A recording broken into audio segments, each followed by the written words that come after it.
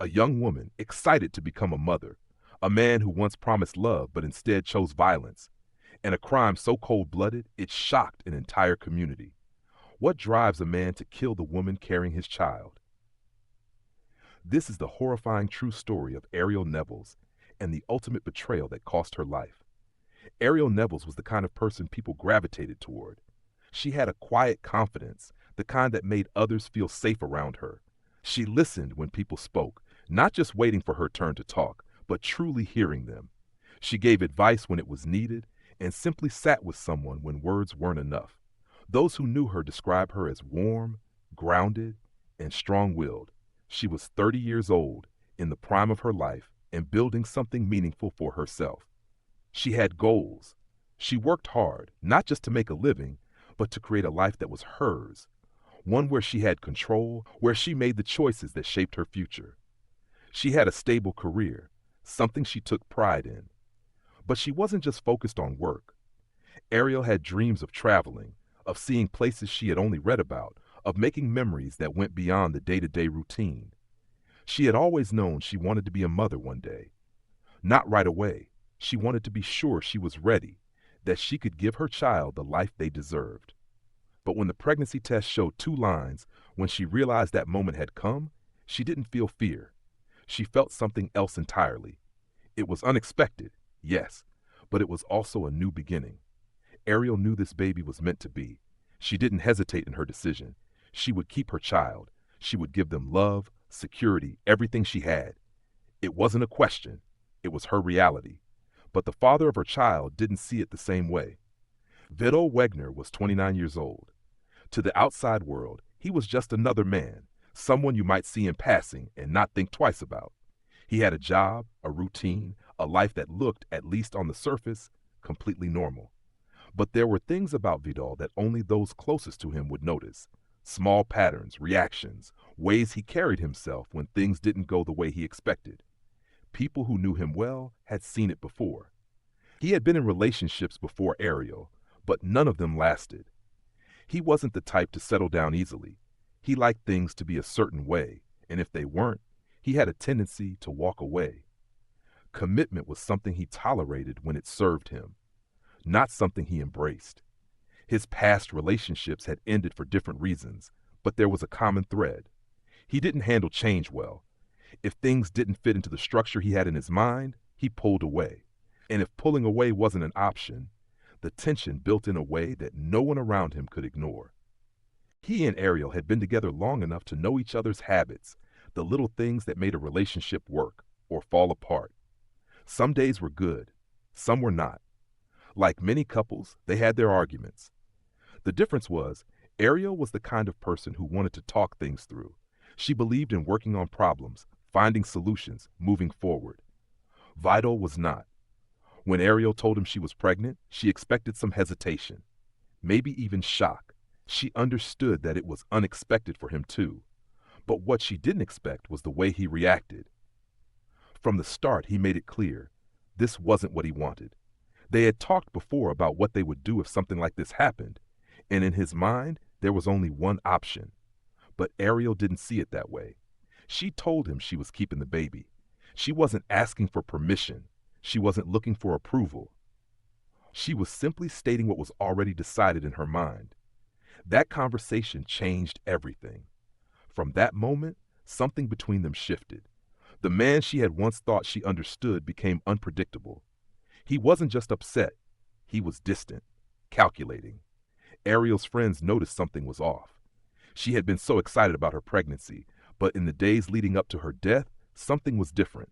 There was hesitation in her voice, a weight that hadn't been there before. She wasn't the type to live. She was strong. She had always been strong. But even the strongest people know when something is wrong. She didn't tell anyone exactly what was happening. Maybe she didn't want to worry them. Maybe she believed that in time, things would calm down, that the man she had been with would eventually accept reality, even if he didn't like it. But the reality was something else entirely. Vidol didn't want to be a father, and he didn't want Ariel to be a mother. He had made that clear from the beginning, and he wasn't going to change his mind. Ariel had her entire future ahead of her, A life she had worked for, a baby she already loved, a path she was determined to walk, no matter what. But some choices come with consequences far beyond what anyone should ever have to face. She was carrying a life, but hers was about to be taken. A community would soon be shaken. A life would be lost. And the truth would reveal something far more devastating than anyone had imagined. Ariel Nevills met Vidol Wegner through mutual acquaintances. Their first conversations were easy, the kind that made it seem like they had known each other longer than they actually had. Ariel was careful about who she let into her life, but something about Vidol made her feel like she could give him a chance. He was reserved, not overly talkative, but he paid attention when she spoke. In the beginning, that was enough. They exchanged numbers, and what started as casual conversations turned into late-night calls and text messages throughout the day. Vidal wasn't someone who expressed his emotions openly, but he showed interest in subtle ways.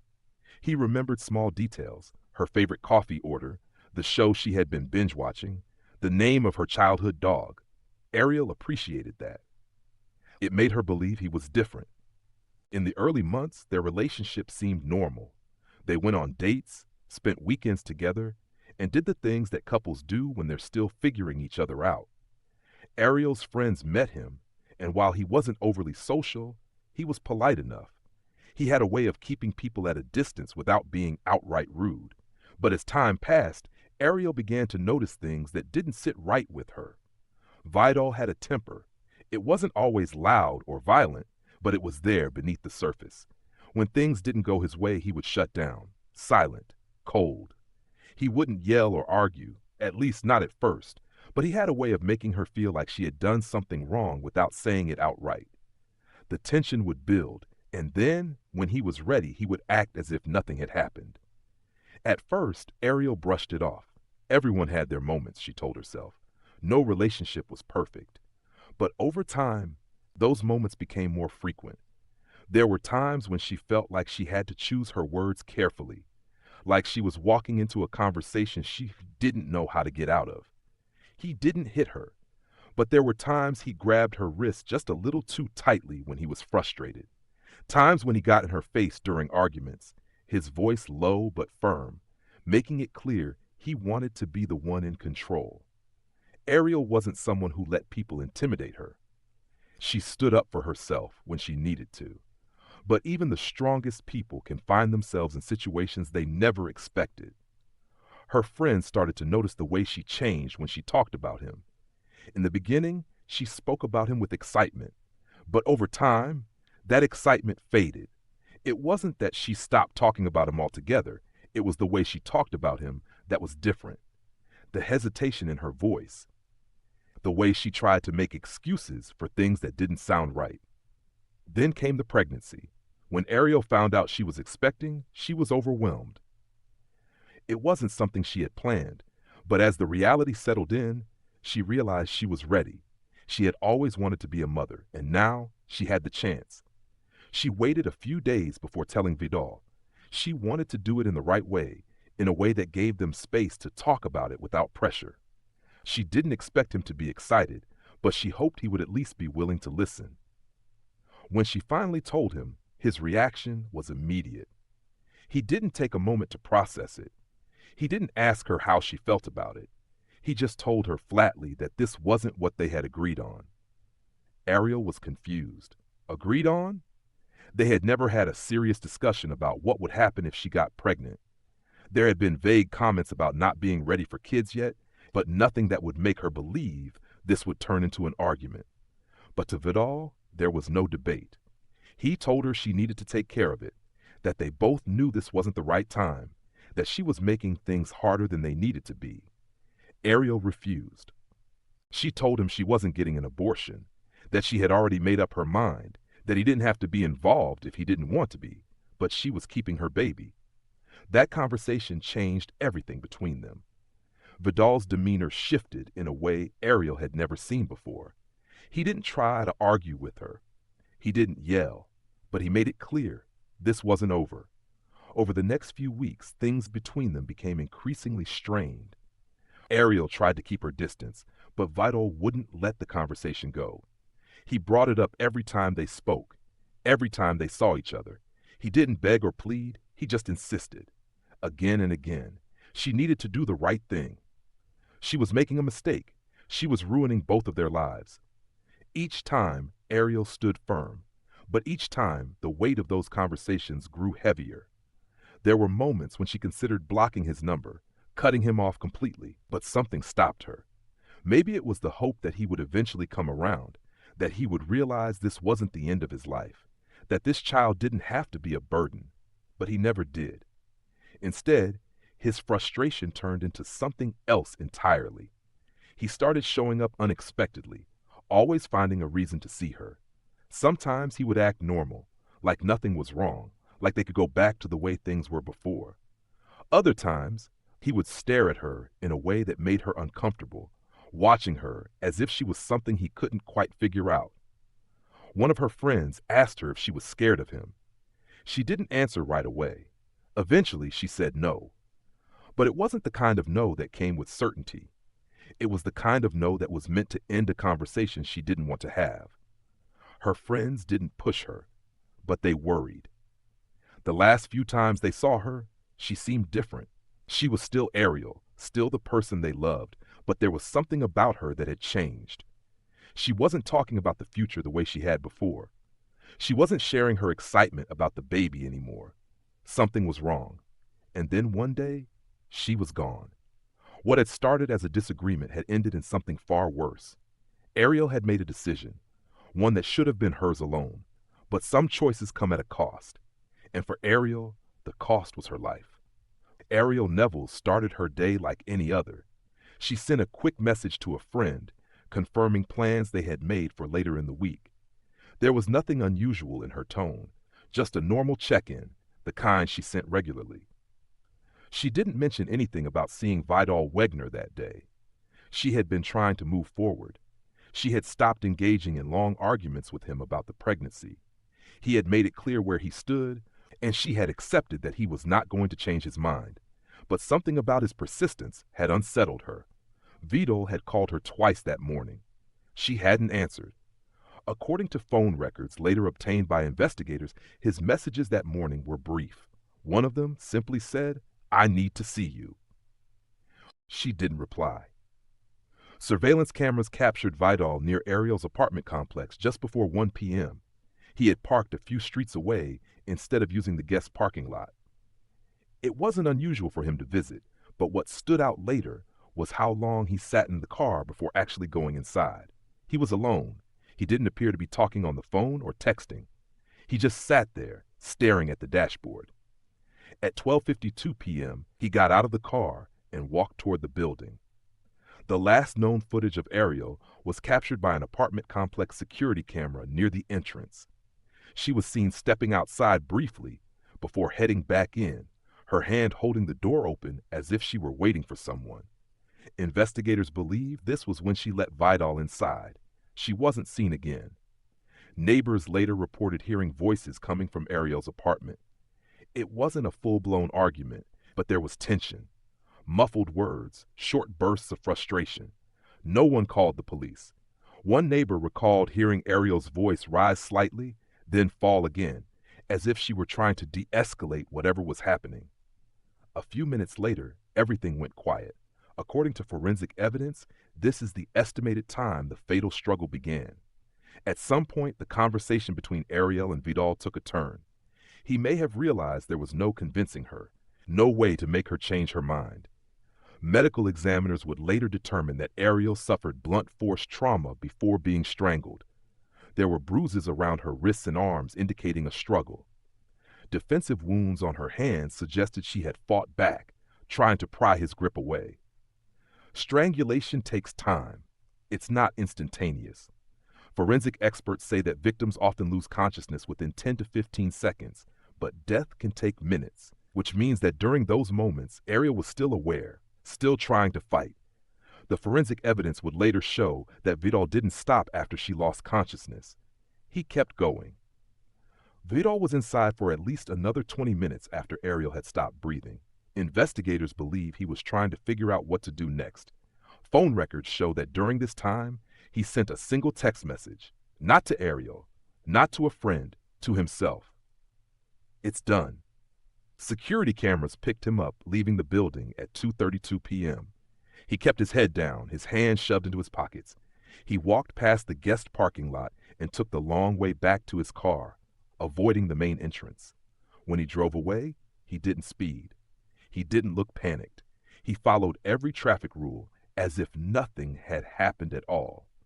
Ariel's friend had been trying to reach her all afternoon. When texts went unanswered, the friend called twice. No response. By early evening, concern turned into panic. The friend knew Ariel had been feeling uneasy lately, and it wasn't like her to ignore calls for this long. They decided to go check on her.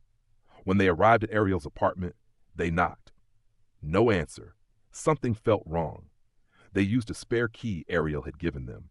The moment they stepped inside, they called 911. The emergency dispatcher could hear the panic in their voice. She's not breathing. Oh my God, he killed her. She was pregnant. Responding officers arrived within minutes. The moment they stepped into the apartment, it was clear they were dealing with a homicide. Ariel was found lying on the floor in her bedroom. Her body showed signs of a struggle, fingernail scratches on her neck, bruises on her arms. The room itself told part of the story. There was no forced entry, which meant she had let her attacker in willingly. A chair was overturned.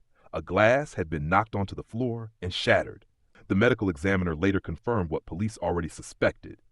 Cause of death was manual strangulation. But there was one more heartbreaking detail. Ariel had been approximately 12 weeks pregnant. Her baby had died with her. By the time police identified Vidol as the primary suspect, he was already gone. His phone was turned off. His car was missing. He had disappeared. But he couldn't run forever. After police arrived at Ariel Nevills' Ash's apartment and confirmed her death, it took them less than an hour to identify Vidol Wegner as the prime suspect. His name had come up immediately in conversations with Ariel's close friends and family. Everyone knew about the tensions between them, and many had been worried about how Vidol had reacted to the pregnancy. Detectives started by calling his phone. It went straight to voicemail. Next, they ran a check on his vehicle. His car, which should have been parked near his residence, was missing. It wasn't at his job either. He hadn't shown up for work that day. Investigators then checked surveillance footage from the apartment complex. The timestamps told a clear story. Vidol had entered Ariel's apartment that afternoon and left 2 hours later, walking with purpose, looking neither rushed nor panicked.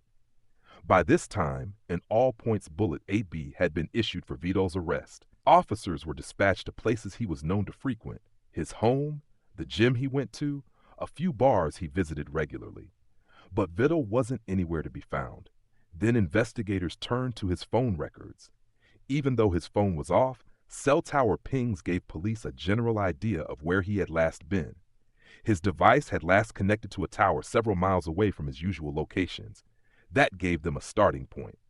Officers canvassed the area, stopping at gas stations and businesses, asking if anyone had seen him. And then, at a 24-hour convenience store, they got a break. A clerk recognized Vidol from a security camera still police had shown. He had come in earlier that evening, wearing a hoodie pulled low over his face. He paid for gas and a bottle of water in cash.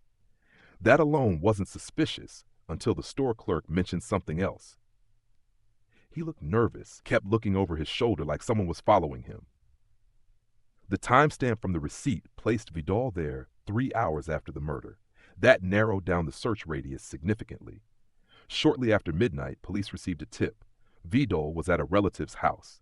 At 3:45 a.m., a SWAT team surrounded a small, single-story home on the outskirts of town. Officers knocked on the door, announcing themselves. There was no answer.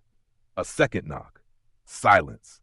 Then, movement inside. Within seconds, officers forced entry. They found Vidol sitting in the back bedroom, fully dressed, his car keys on the nightstand beside him. He didn't resist. He didn't even argue. When officers told him he was under arrest, he simply nodded, placing his hands behind his back before they even told him to. In that moment, it was clear he had been waiting for this. At first, it seemed like Vidol hadn't made any real effort to hide. But as investigators dug deeper, they realized that his actions after the murder were deliberate. His phone had been turned off at 2:30 p.m., right after he left Ariel's apartment. That meant he was actively avoiding being tracked. He had also parked several streets away from the apartment complex, likely to avoid his car being recorded on security cameras. And then there was the cash-only purchase at the convenience store.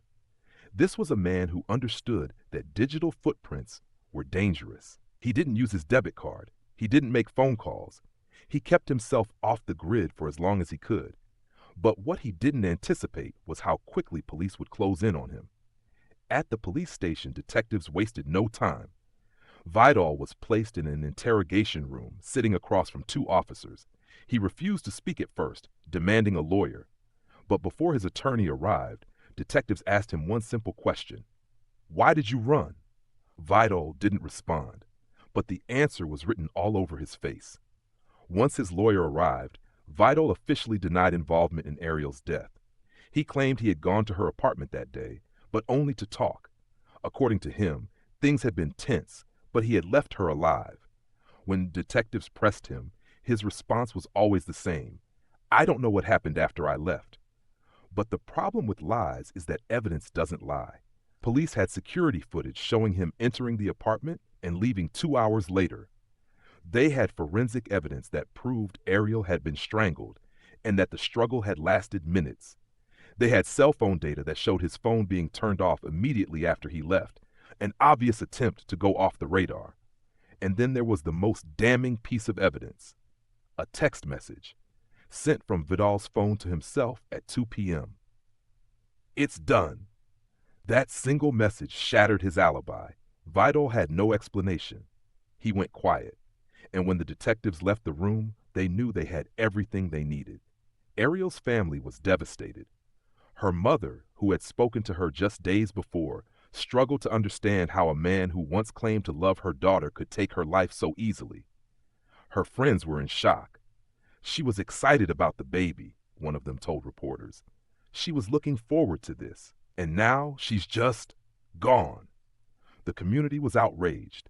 Candlelight vigils were held in Ariel's memory. People who had never even met her came forward to show support, leaving flowers outside her apartment building, writing messages of condolence to her family. Vidal's family, on the other hand, had little to say. They were quiet, avoiding the media. One relative, who asked not to be named, told reporters that they never expected something like this from him. But there was no defending what he had done. The truth was undeniable. Vidol Wegner had made a decision that day. A decision that ended not just one life, but two. And now he would have to face the consequences. Police said the woman, later identified as Ariel Nevills by local outlets, had sustained fatal wounds and was pregnant at the time of her death. Spring Hill Police Department added that she and Wegner were in a relationship. An arrest affidavit obtained by both outlets states that Wegner admitted to strangling Nevills using both hands around the neck and his forearm. He also allegedly confessed to strangling her 2 different ways to kill her and their unborn child. And the affidavit states that he waited until Nevills was dead before leaving the house. Speaking from the Maury County Jail, Wegner told the ABC TV station that Nevills chose this. "No, dude, I didn't. She did it to herself," he reportedly responded when asked if he killed Nevills. "I told her this is the way. I had a beautiful future set up for us. She wanted to act crazy. She chose this. It didn't have to be this way. Listen, when I started that relationship, I told her, if we get pregnant, are we going to do something about it?" he said to local outlets, later adding that he loved Nevills and would have taken care of the baby. She said, "Yeah." "She found out about the pregnancy 10 weeks in," Wegner continued. "She said, I want to keep it. I'm like, didn't we have that conversation? I'm not doing this." She said, "Yeah." According to an obituary, Nevills was originally from Valparaiso, Indiana. She served in the Illinois Army Reserves and worked as a union millwright, specializing in the installation and maintenance of heavy machinery for much of her career. Nevills is survived by her parents, 6 siblings, and many loving aunts, uncles, cousins, and friends, the obituary states. "You were a light in so many of our lives. You will never be forgotten," a friend wrote on her obituary page. Wegner has been charged with 2 counts of first-degree murder and 1 count of felony murder. His next court appearance is scheduled for Monday, February 3rd, 2025. Ariel Nevills should still be here. She should have been able to hold her baby, experience motherhood, and continue building the life she had planned. But one person decided that if he couldn't control her choice, she wouldn't live to see it through. This case is not just about one man's crime, it's about a larger issue that affects countless women. Domestic violence doesn't always start with physical abuse. Sometimes it starts with control. It starts with manipulation, emotional pressure, and isolation. And when a woman tries to reclaim her autonomy, the danger escalates. Ariel saw the red flags. She knew Vidol wouldn't accept her decision easily. But like so many women, she believed she could handle it. She thought she could set boundaries and move forward. She didn't realize just how far he was willing to go. No one should ever have to fear for their life because of a pregnancy. No one should have to justify their right to choose what happens to their own body. If someone is showing signs of obsessive control, persistent pressure, or refusal to accept personal choices, those are red flags that cannot be ignored.